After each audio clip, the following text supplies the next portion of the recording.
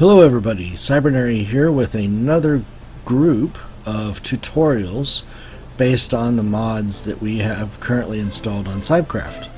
I've been requested that to continue this series. The Tinker's Construct video has been getting a lot of traffic and everybody seems to really have enjoyed it, showing off everything that can be done with Tinker's Construct. So today we are going to be going over, well, this is going to probably be part one of a multi-mod showcase.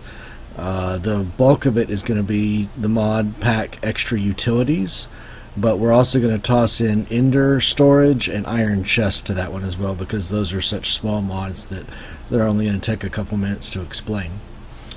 So I have gone ahead and created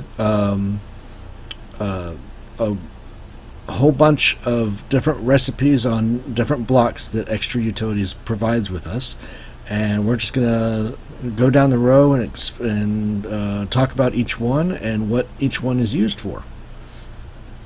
So one of the very first blocks that extra utilities gives us is called the angel block, and this is a very simply, there's the recipe: gold, obsidian, and a couple of feathers. Very simply, this block allows us to place it in mid-air. If I was on some scaffolding or something, I could just place this block right here and it's going to be in the air, and that could be my starting point for building off any structures that I wanted to build. So that's what that block is used for. It's a very good utility block, and it's not that expensive to make, as you can see. So the second item that extra utilities gives us is called a blackout curtain. Now, I have two of them located here. This recipe is just 6 wool, and you can do it with any color wool whatsoever, and will give you 12 of the blackout curtains when you do that. Speaking of, let me double check the angel block, and I believe, yeah, that will just give you 1. So if you were to make the blackout curtain, that gives you 12 blackout curtains, and what it does, very simply, is it gives you a barrier to light that you can just walk right through. So if you have a room that you need to be completely dark, but you don't want to have to constantly be changing blocks because doors do let light in, then you can use these blackout curtains to just walk right through. And my first thought was to use this within my the little plants that Tinker's Construct gives us, that the ore plants, ore bushes, those usually grow a lot better in the dark. So I'm going to be using blackout curtains for the entrance to my ore bush area. So very simple recipe there. Okay, so let's get into a little bit of the redstone blocks that extra utilities gives us. This one is called the block update detector. It's basically a bud switch built into a block all by itself. It requires a sticky piston, some redstone, smooth stone, and a torch. And I've kind of got a little setup here just to kind of show you what happens. Any block that's surrounding this that gets an update, it's going to send a pulse out through that symbol, or through one of the sides.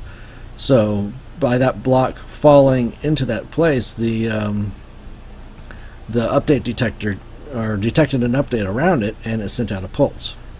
Now there's also another one that's called the advanced block update detector, and it takes a regular block updater, adds some redstone blocks and smooth stone, and this one's a little bit different in the fact that you can add things to an inventory and it will send a pulse out of it. Real quick, let's look at the recipes on those on here. That just gives you 1, and then of course that one also just gives you 1. So block update detector and advanced block update detector. I'm sure some of you who are much smarter with redstone than me can figure out a lot more uses for it than this, but that's what those are for. And then one other thing that we've got over here that I really like is called the Redstone Clock, and as you can see, it's pulsing these redstone lamps on and off. It takes 4 redstone, a redstone torch, and 4 smooth stone, and it just sends out a redstone pulse every second or so. So I've got a little example set up back here. Let me switch it to nighttime. That's that block there. and I'm going to put down my redstone clock on my little machine here, and it's going to send off some fireworks. Cool, huh? So we'll switch it back to daytime. But yeah, that's just something that you can do. Basically, it's a pulse that comes over here. It sends this piston up. That block update detector registers the new block and then sends a pulse down here to my dispenser. So just a quick little thing that you can do with a redstone clock. Anything that requires a pulsing signal from the redstone of redstone, this is a great little tool. Now you can't set the intervals, so you may need to play around with this and some repeaters to find out if, or to lengthen the pulse or shorten it. Well, actually, no, you probably wouldn't want it any shorter than that. So that's some of the redstone blocks that Extra Utilities gives us. It's very helpful.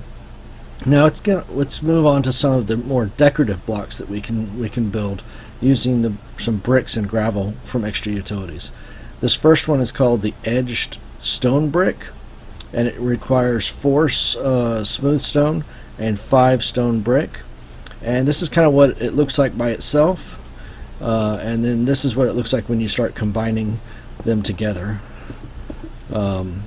It changes its texture depending on how many are connected, and you'll see this is a common thing for some of these other Extra Utility blocks. This next one is called the border stone, and it actually uses this stone here, the edged stone brick, to build it, and it forms a kind of border around things.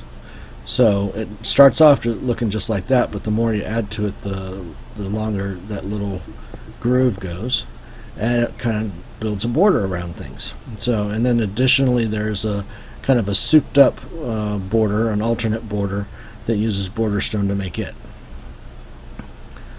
In addition, we've got a couple of gravel blocks. Taking basic gravel, combining it into 4, we can make gravel brick, and that's what this looks like back here. And then we can combine these are stone brick slabs with the gravel brick to make a gravel road. And that's what this looks like. It's kind of interesting. We kind of think about it like surrounding stone brick with surrounding gravel with stone brick, and that's what you got. Now you don't get the little squish squish sound when you're walking on this, though. I don't know about this one. Nope, no squish squish sound on that gravel either. So those are some of the brick and gravel blocks that we were given in addition to our usual recipes in Minecraft. Moving on down the road here, we've got burnt quartz. That's what this looks like right here. It's kind of a black shiny block, and you can get that just by smelting up regular quartz blocks. I've already smelted up a little bit here out of a full stack of quartz. We also have a paintbrush, which you can see right there, and the interesting thing about this is that you only have to make this once. It never loses durability. 1 piece of string and 2 sticks gives you a paintbrush so that you can paint any kind of bricks or planks any color you want. And I've just so you can see, I've got all the different possible colors back here. Basically, you take a die, any color die, and using a paintbrush you surround the brick or planks that you want to use, and it makes those kind of colored blocks. Now I haven't been able to do things like stairs or slabs or anything with these colored blocks, but as far as traditional blocks go, it's a little bit something different, and can color up your base a little bit. Alright, so the rest of this row is all dedicated to the compressed blocks that Extra Utility gives us, and I think this is probably one of the more useful blocks that is in Extra Utilities, and the one that you'll be using the most. The one thing that we always have chest upon chests full of whenever we're building our base or mining out is cobblestone. And what compressed cobble allows us to do is basically shrink that down into storage blocks that go very, very deep. So as far as how many you can have, or how compressed it gets. So let me pick up a couple of these, and I'll show you how compressed it gets. This is the first one. That's compressed cobble. You get one of these blocks when you put 9 pieces of cobble in your crafting table. So that's one compressed cobblestone is 9 cobblestone blocks. Now double compressed cobblestone is 9 compressed blocks. So that's 81 cobblestone. And then it moves on from there. Triple compressed cobblestone is 9 double compressed blocks. So that one block represents 729 cobblestone. And it moves on from there further and further into quadruple would be 6,561 cobblestone. Quintuple is 59,000. Sextuple is 531,000. Septuple is 4,782,000. And then that one's so big that it's off the screen, but it's even more. So yeah, that's octuple compressed cobblestone. And if you're ever able to make an octuple compressed cobblestone, then you've got quite a bit of cobblestone, because we're talking in the tens of millions of cobblestone. So needless to say, this will provide you with storage for a very, very long time with your cobble.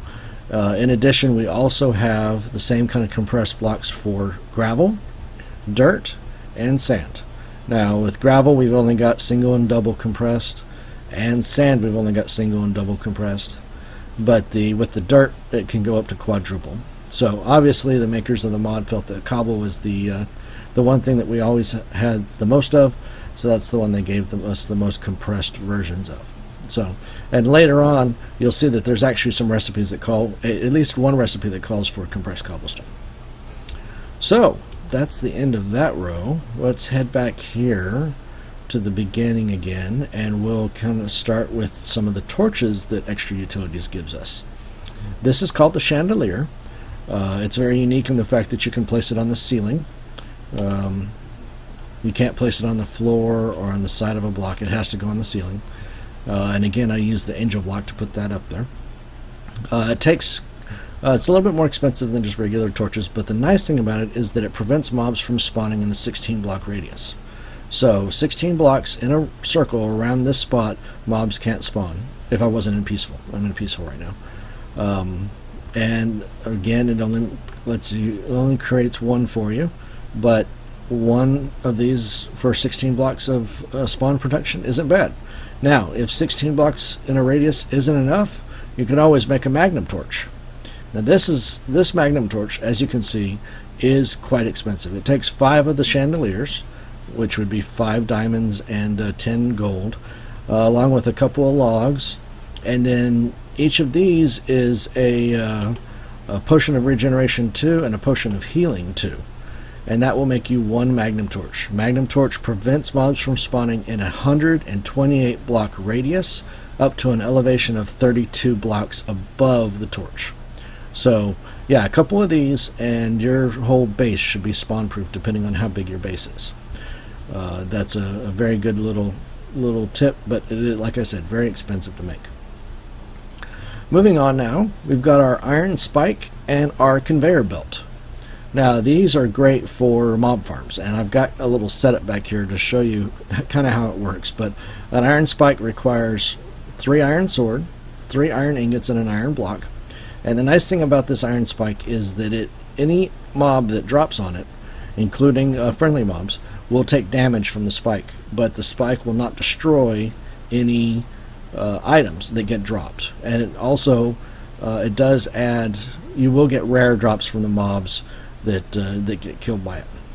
Now a conveyor belt is basically a replacement for a water stream, but it will move any entities along its path and try to keep them centered as well, which is interesting. If you see them like a zombie try to walk off the edge, it'll recenter the mob to the center of the track.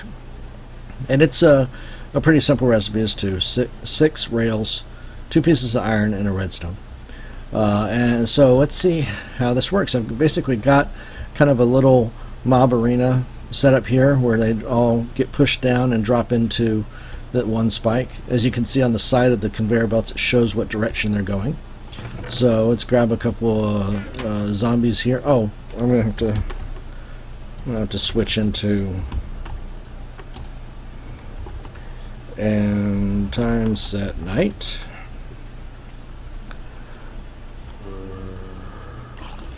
And as you can see, it basically pushes them right in to the central area.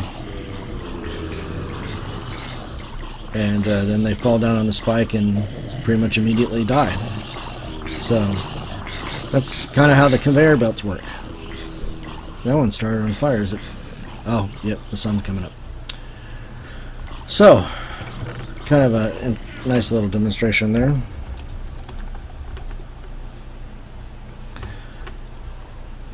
Okay, moving on.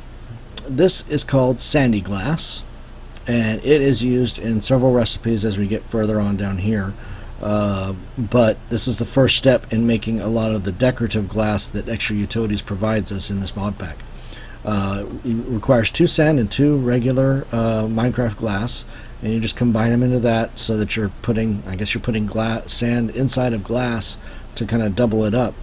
And then you need to make thickened glass, which we're taking sandy glass and smelting it again to make thickened glass. And that's kind of what thickened glass looks like. If I was to grab a Minecraft piece of glass right next to it, you kind of see a little bit of the difference in the border. Maybe it's just meant to look a little bit thicker. So moving on, we've got swirling glass. Now this all takes thickened glass to make. So 5 thickened glass gives you swirling glass, and here's kind of what it looks like when you start combining it together. Kind of a cool little pattern.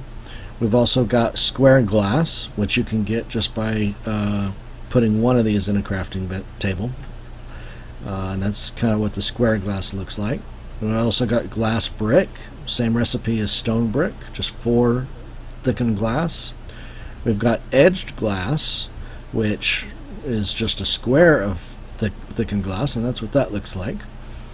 If you were to combine your thickened glass with gunpowder, you'd get this carved glass, which has the face of an enderman, or I'm sorry, a creeper. Sorry, yes, that's a creeper. You can get thickened glass in the shape of a heart with a pink dye and get heart glass. For those of you who want to add more feminine touch to your base. This is glowstone glass, and 1 piece of thickened glass and 4 glowstone makes glowstone glass. The nice thing about this is that it is a light source. So if I was to set this to the time to night, you could see that it is, well, I didn't set it to night enough, but trust me, this does provide, actually you can see it kind of reflecting off the gold glass over here where it is providing light. So the golden edged glass, I guess would be just for more bling if you wanted to bling up your glass. Interesting thing about dark glass is that even though it's transparent, it doesn't let light in at all. So as an example, I've created a little cube here, and if we pull up my F3 screen, you'll see my BO level. Let me find it real quick. Is not listed. Is it not listed? Oh, right there. Okay. Second line from the bottom next to the biome desert is BO. Block. No, that's block light. No, it's not 2. Okay, well, anyway, if I was to go in here, you'd see that it's incredibly dark even though I'm under glass during the day.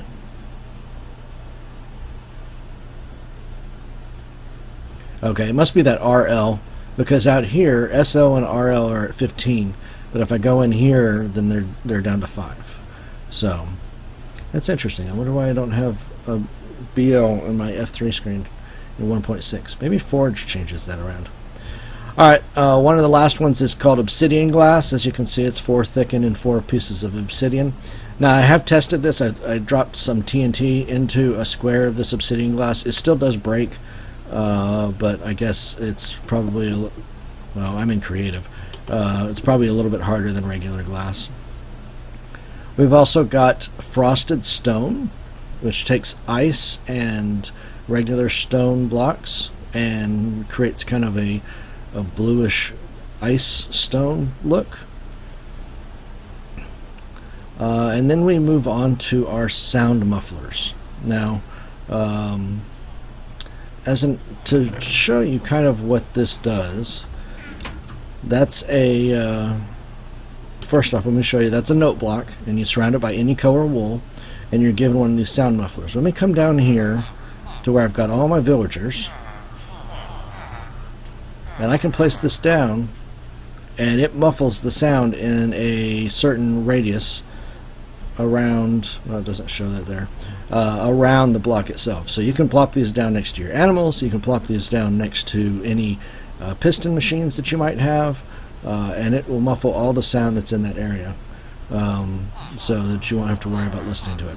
It's a very easy recipe to make, and I highly recommend that you do it. It will save your eardrums. Now, if you don't like the sound of the rain falling, you can make a rain muffler using several sound mufflers, and in a certain radius it will muffle the sound of the rain when it's falling down. So those are a couple of good utility blocks that you can use too. Lastly, on this section, we've got our trading post and our peaceful table. Now, a trading post requires a jukebox and an emerald block, and then the rest of these are just planks of any kind of wood that you'd like. I've got several villagers boxed up in a glass cage here, and by clicking on my trading post, it will pull up all the trades that all those villagers in the nearby area have. And if I click on one of them, it will take me to their interface screen where I can trade with them. This is great for villages where if you want to kind of box them up and keep them safe from zombies so that you don't have to worry about going to find them. You put this in the center of town, and you can access any of their trades anytime you want.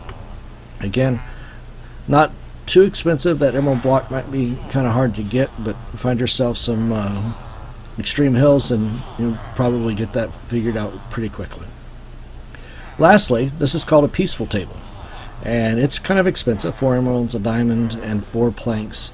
But the nice thing about this is that it will spawn mobs randomly, and as long as there's a chest with a sword next to it.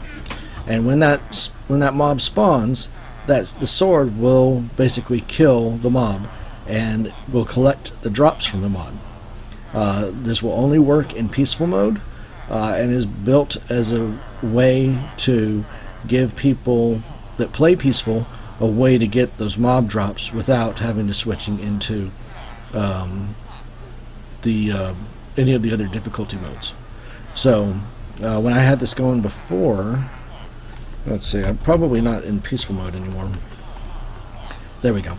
We may see something spawn here in a second. It spawned a spider, and that's where that string came from. So basically it'll just spawn right on top of the table, and then it'll die. Now, it uses the sword that's in there to kill it, so whatever durability the sword has, or any attributes that the sword has that's in there, like looting or flame, will be applied to the kill. So that's something else to remember. But yeah, I guess it's not gonna do it for us. That's kind of a nice little addition for those who like to play peaceful.